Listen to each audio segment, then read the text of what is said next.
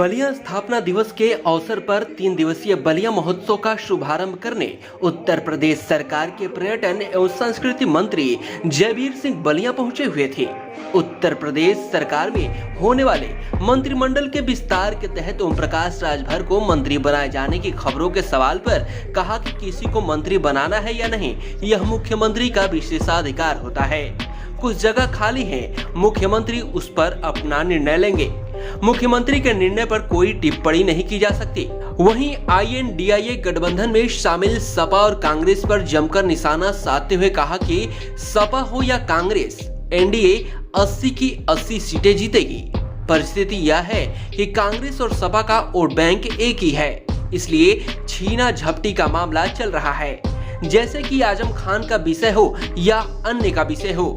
इसी बात को लेकर दोनों के बीच में झगड़ा चल रहा है, जबकि हमारे यहाँ ऐसा कोई झगड़ा नहीं है। हम देश को विकास की तरफ लेकर जाना चाहते हैं और देश को विकसित देश बनाना चाहते हैं। आज आप बलिया आए हैं, बलिया महोत्सव के कार्यक्रम में क्या कहना चाहेंगे सर? देखिए, लंबे अंतराल के बाद बलिया महोत्सव की शुरुआत आज हुई है। 3 दिवसीय कार्यक्रम के लिए बलिया महोत्सव जो भव्यता दिव्यता के साथ हमारे माननीय मंत्री जी, हमारे माननीय सांसद जी के संरक्षण में, उनके निर्देशन में जिलाधिकारी के द्वारा ये आयोजन कार्यक्रम किया जा रहा है। इस पर बलिया वासियों को बहुत बहुत बधाइयाँ, शुभकामनाएं। ये भव्य हो, दिव्य हो, निरंतरता के साथ प्रतिवर्ष बलिया के स्थापना दिवस के मौके पर होता रहे, ऐसी मेरी शुभकामनाएं। साथ ही साथ मैं अवगत जरूर कराना चाहूँगा कि आज प्रदेश के सभी 75 जिलों में उत्तर प्रदेश सरकार के संस्कृति विभाग और पर्यटन विभाग ने जिला पर्यटन और संस्कृति परिषद का गठन किया है।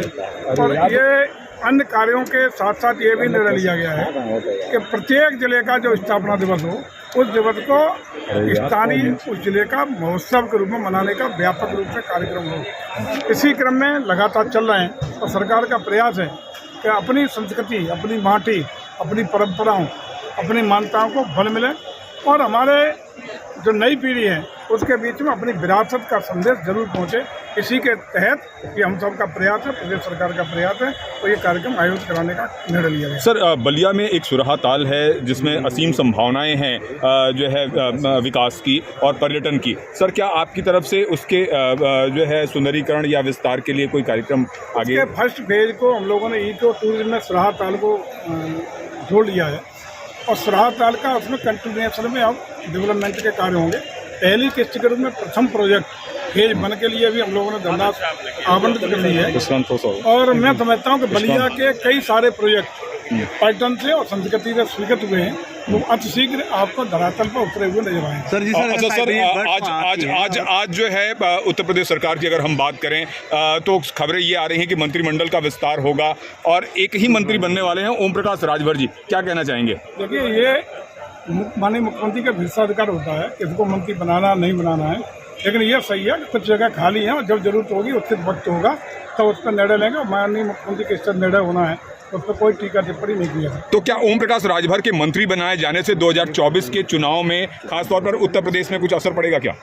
देखिए, आप लोग एक अच्छी तरह जान लें कि जिस तरह का INDIA गठबंधन कभी जात के नाम पे, कि धर्म के नाम पर बांटने का प्रयास और पुरानी जो ट्रेडिशनल चीज़ें हैं उनको लाने का प्रयास करता है, इस जात धर्म पर बहुत आगे जा कर के हम लोग आज हिंदुस्तान को और उत्तर प्रदेश को, हर व्यक्ति को विकास की धारा में जोड़ के, उसको हमारे गरीब परिवारों को गरीबी की रेखा से ऊपर बार के लोक कल्याणकारी योजनाओं से जोड़ के हम आज सपना देख रहे हैं और सपने को पूरा करने का काम भी कर रहे हैं कि जब भारत को और उत्तर प्रदेश को विश्व पटल पर छा जाने के लिए तैयार है। चाहे आर्थिक क्षेत्र में हम देखेंगे, आर्थिक मोर्चे पे हम लोग 5वीं आर्थिक शक्ति बनने में कामयाब हुए हैं और तीसरी दुनिया की सबसे बड़ी आर्थिक ताकत बनने के लिए तत्पर हैं। चाहे हम लोग चंद्रयान की सफल यात्रा रही हो, तो विज्ञान और टेक्नोलॉजी के क्षेत्र की बात हो, सामरिक क्षेत्र की बात हो, G20 की सफल अध्यक्षता की बात हो, या तमाम ऐसी चीज़ें हैं जो भारत को ग्लोबल लीडर बनने के मार्ग प्रशस्त करने का काम कर रही हैं। और हम आपको आश्वस्त करते हैं कि हिंदुस्तान के रहने वाले लोग आगामी चुनाव में देश की तरक्की के लिए, प्रदेश की तरक्की के लिए बिना जात वर्ग धर्म का भेदभाव किए, बिना किसी जात भेदभाव के प्रभावित हुए सारे लोग प्रगति के लिए, देश को मजबूत करने के लिए और लोक कल्याणकारी योजनाओं को निष्पक्षता और ईमानदारी के साथ गरीब के घर तक पहुंचाने के लिए आदरणीय मोदी जी को तीसरी बार प्रचंड बहुमत के साथ अपना समर्थन देने जा रहे हैं। सर अंत में एक सवाल, अखिलेश यादव जो है अभी कुछ दिनों पहले भी अभी साइकिल यात्रा उन्होंने निकाली थी, आज भी उनकी बैठक चल रही है। इंडिया गठबंधन को लेकर, कांग्रेस को लेकर उनके तीखे तेवर जो है आपने भी देखे होंगे और सुने होंगे, तो आपको क्या लगता है कि 2024 को लेकर जो है सर क्या कहना चाहेंगे? देखिए, अखिलेश जी हो या कांग्रेस हो, उत्तर प्रदेश में कोई लड़ाई नहीं, 80 की 80 सीटें जीतेंगे।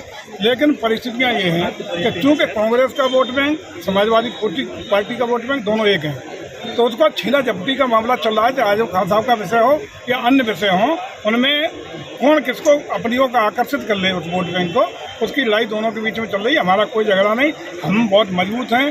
सर्व समाज का, सर्व धर्म का, सभी संप्रदाय का समर्थन, सहयोग उन सब लोगों का जो प्रगति चाहते हैं, तरक्की चाहते हैं, देश को विकास की ओर ले जाना चाहते हैं, जो विकसित भारत बनाना चाहते हैं, उन सबका समर्थन भारतीय जनता पार्टी को है। और उसी का परिणाम होगा कि उत्तर प्रदेश की 80 की 80 सीटें भारतीय जनता पार्टी जीतने जा रही है। सर पीडीए तो था, सर पीडीए तो था, लेकिन अब उसमें एक शब्द मुस्लिम जुड़ गया है, इसको आप किस नजर से देखते हैं, क्या मतलब इसका? मैंने पहले ही कहा कि ये लोग सिर्फ बहुत